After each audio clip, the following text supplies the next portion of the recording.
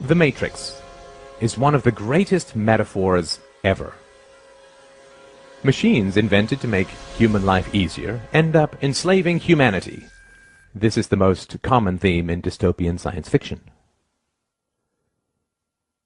Why is this fear so universal, so compelling? Is it because we really believe that our toaster and our notebook will end up as our mechanical overlords? Of course not. This is not a future that we fear, but a past that we are already living. Supposedly, governments were invented to make human life easier and safer, but governments always end up enslaving humanity. That which we create to, quote, serve us, ends up ruling us. The U.S. government, by and for the people, now imprisons millions, takes half the national income by force, overregulates, punishes, tortures, slaughters foreigners, invades countries, overthrows governments, imposes 700 imperialistic bases overseas, inflates the currency, and crushes future generations with massive debts. That which we create to serve us ends up ruling us. The problem with the state as servant thesis is that it is historically completely false, both empirically and logically. The idea that states were voluntarily invented by citizens to enhance their own security is utterly untrue. Before governments in tribal times, human beings could only produce what they consumed. There was no excess production of food or other resources. Thus there was no point owning slaves, because the slave could not produce any excess that could be stolen by the master. If a horse pulling a plow can only produce enough additional food to feed the horse, there's no point hunting, capturing, and breaking in a horse. However, when agricultural improvements allowed for the creation of excess crops, suddenly it became highly advantageous to own human beings. When cows began to provide excess milk and meat, owning cows became worthwhile. The earliest governments and empires were in fact a ruling class of slave hunters who understood that because human beings could produce more than they consumed, they were worth hunting, capturing, breaking in, and owning. The earliest Egyptian and Chinese empires were, in reality, human farms, where people were hunted, captured, domesticated, and owned like any other form of livestock. Due to technological and methodological improvements, the slaves produced enough excess that the labor involved in capturing and keeping them represented only a small subset of their total productivity. The ruling class, the farmers, kept a large portion of that excess while handing out gifts and payments to the brutalizing class, the police, slave hunters, and general sadists, and the propagandizing class, the priests, intellectuals, and artists.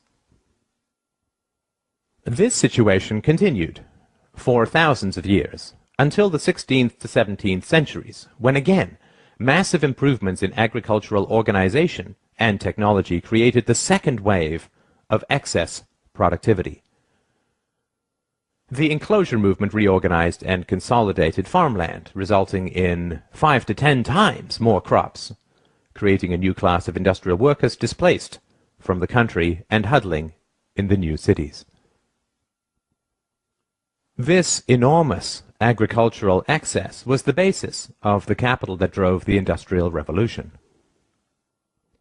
The Industrial Revolution did not arise because the ruling class wanted to free their serfs, but rather because they realized how additional, quote, liberties could make their livestock astoundingly more productive.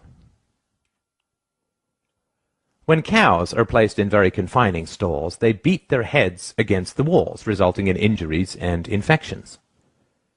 Thus farmers now give them more room, not because they want to set their cows free, but rather because they want greater productivity and lower costs. The next stop after free range is not freedom. The rise of state capitalism in the 19th century was actually the rise of free-range serfdom. Additional liberties were granted to the human livestock not with the goal of setting them free, but rather with the goal of increasing their productivity. Of course, intellectuals, artists, and priests were, and are, well paid to conceal this reality. The great problem of modern human livestock ownership is the challenge of enthusiasm.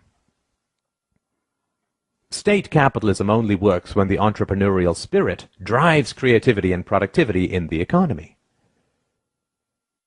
However, excess productivity always creates a larger state and swells the ruling classes and their dependents, which eats into the motivation for additional productivity.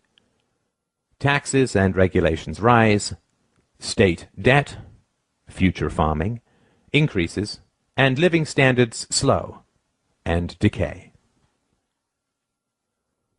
Depression and despair begin to spread as the reality of being owned sets in for the general population. The solution to this is additional propaganda, antidepressant medications, superstition, wars, moral campaigns of every kind, the creation of, quote, enemies, the inculcation of patriotism, collective fears, paranoia about outsiders and immigrants, and so on. It is essential to understand the reality of the world.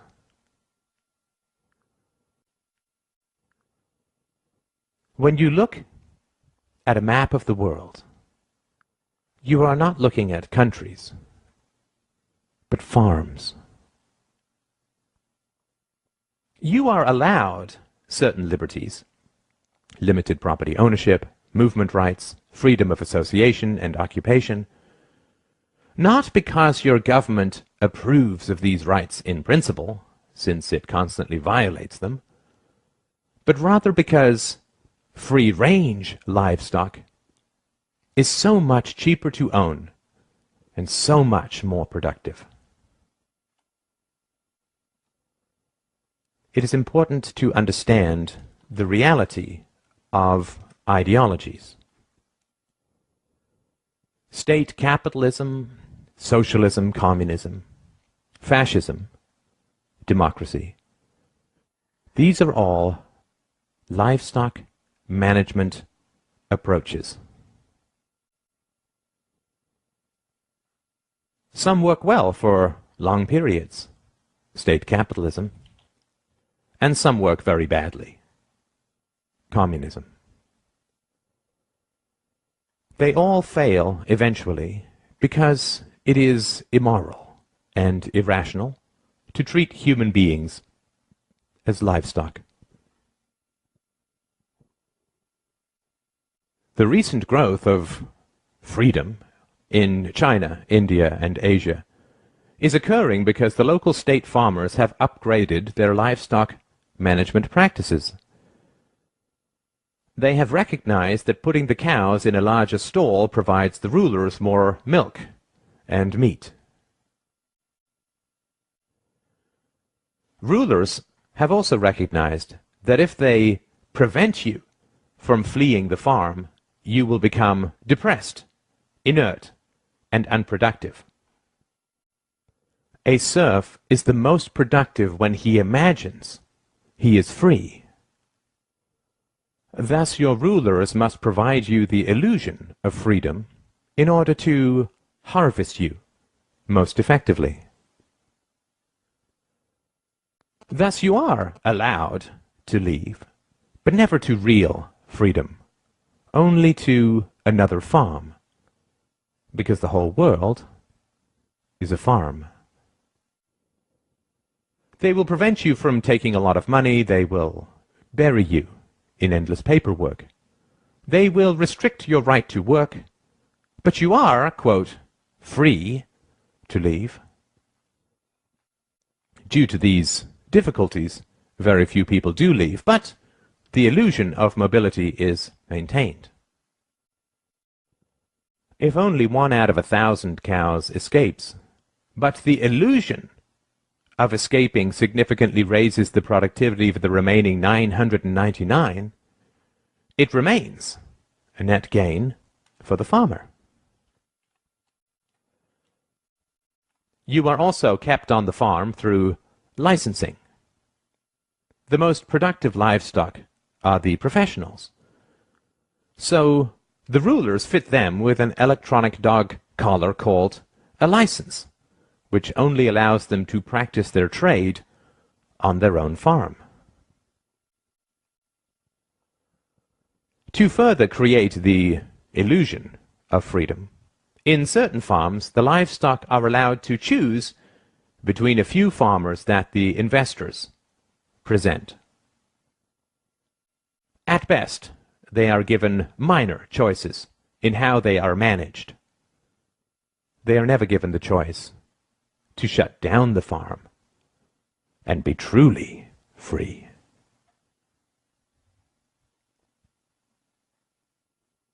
Government schools are indoctrination pens for livestock.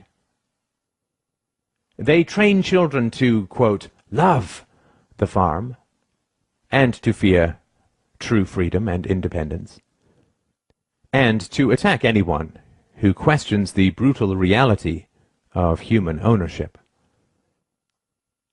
Furthermore, they create jobs for the intellectuals that state propaganda so relies on.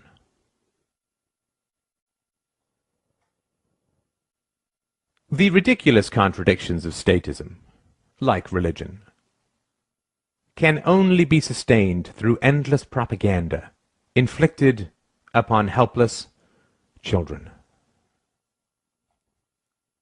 The idea that democracy and some sort of social contract justifies the brutal exercise of violent power over billions is patently ridiculous.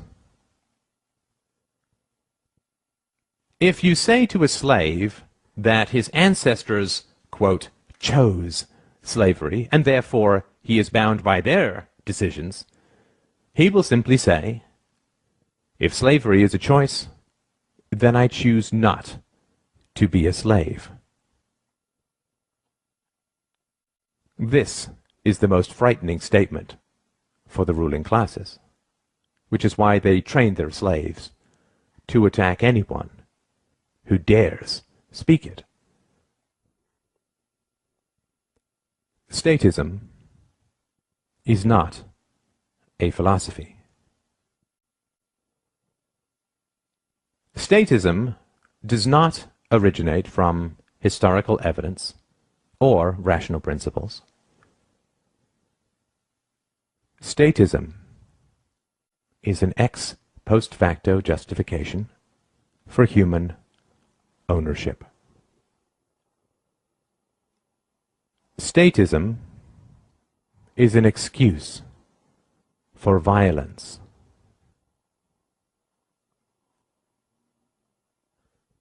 Statism is an ideology, and all ideologies are variations on human livestock management practices.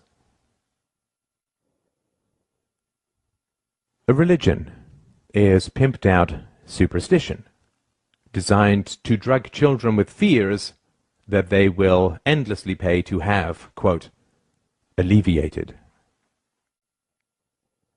Nationalism is pimped out bigotry, designed to provoke a Stockholm syndrome in the livestock. The opposite of superstition is not another superstition, but the truth. The opposite of ideology is not a different ideology, but clear evidence and rational principles. The opposite of superstition and ideology, of statism, is philosophy. Reason and courage will set us free. You do not have to be livestock. Take the red pill. Wake up.